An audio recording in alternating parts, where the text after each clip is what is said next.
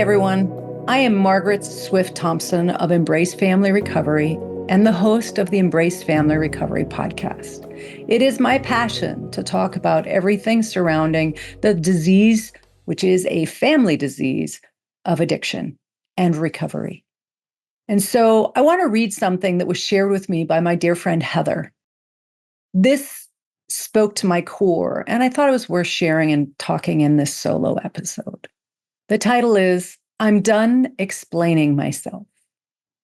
I've learned that no explanation, however heartfelt, will convince someone who has already chosen their version of the truth. Why? Because their beliefs are beyond my control. And what lies outside my control isn't worth the energy I've wasted trying to change it. If someone decides I'm the villain in their story, so be it. My peace does not depend on their perception. Their judgment is their burden to carry, not mine. I've come to see that explaining myself is a kind of struggle, a desperate attempt to bend reality to my will. But true power comes from not altering others, but from mastering ourselves. So I let go. I let them believe what they want. Let them say it was my fault. Let them twist the past to suit their comfort. I won't spend another moment fighting battles I didn't choose. Instead, I'll embrace the calm that comes from focusing on what I can control. My thoughts, my actions, my response to life's chaos. I choose silence, not as a retreat, but as a reclaiming of my power. And if my silence is misunderstood, so be it. If it's uncomfortable for others, that's their discomfort to resolve. Explaining, justifying, debating, none of this creates peace. Peace comes from within, from the wisdom of knowing when to release what weighs you down. So I let them go. And in doing so, I set myself free.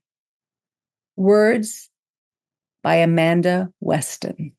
This touched me because the day that I received it, I was having one of those days where my monkey mind was going everywhere on every subject, every person, every situation that was beyond my control.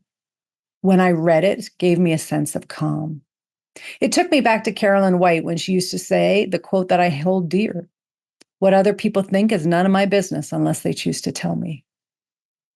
We live in a time where there's a lot of opinions, there's a lot of expressions, there's a lot of discord, there's a lot of division, and it can be tiring and wearing.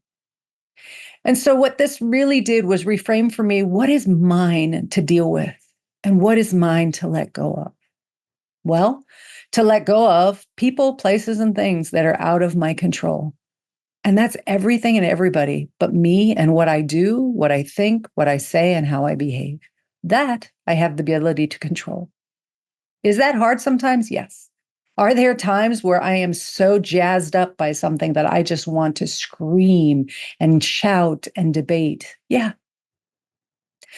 Are there times when I think, gosh, I know the right thing for somebody to do, to be okay? And maybe I do. But is it mine to share it? Definitely not unless I'm asked for my opinion. And secondly, am I robbing someone by being that problem solver for them from getting the opportunity to feel good in their own skin because they figured it out for themselves? By no means do I believe we abandon those we love. That is not what I teach, not what I believe. What I do believe, though, is in overdoing, oversharing, over problem solving, over talking, I rob people who I love of the strength and skill building that they're required to do to navigate this world we live in, whether it's around their disease of addiction, mental health issues, careers, relationships. I'm no one's higher power. And I struggle to remember that when it's someone I love and I feel like I can help. What I have to really tune into and remember is, what's my motive right now? I don't think there's malintent in there, but there is this ugly current of truth that I have to face every time I open my mouth to try to direct someone else. That more than likely it stems from a place in me where I'm uncomfortable watching them struggle because I love them. And in that discomfort, I want to jump in and I want to help them. But more importantly, I want to eradicate my own emotional discomfort. And that is not the right reason to jump in. That is using someone else to make me feel better. That is trying to make other people's lives more manageable so mine feels more manageable. I have not found that to work for any sustainable length of time.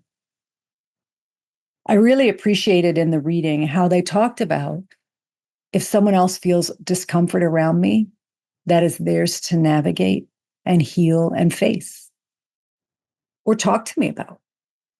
The thing that I have the ability to do in my monkey mind is to get in there and figure out what they are feeling without them ever telling me by reading their body language or their quietness or their comments and taking them to where I interpret them to what they mean.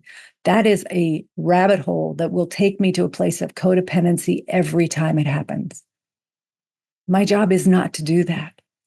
My job is to be at peace wherever possible with my own behaviors, words, and actions, with the right intentions and motives behind them, and also recognize other people will have feelings about my behaviors, words, and actions that are theirs to manage. However, if they choose to speak to me in a respectful way, and I can do the same in return, that's a win for all of us. What is not healthy nor helpful for any of us is me trying to be a mind reader and figure out what somebody else is feeling before they even articulate it, because the articulation and identification of our feelings is each and every one of ours work to do. It is not for us to do it for another person. I wish you peace. I wish you serenity.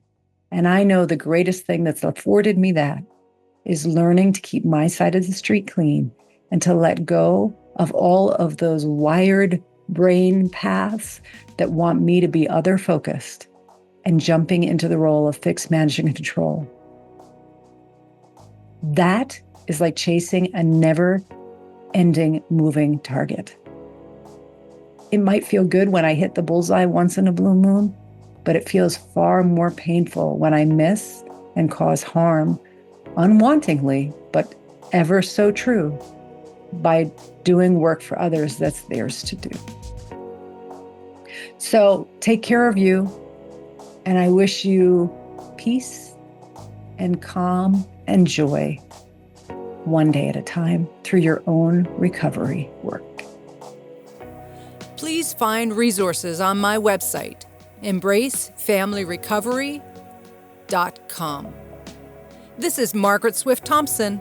Until next time, please take care of you.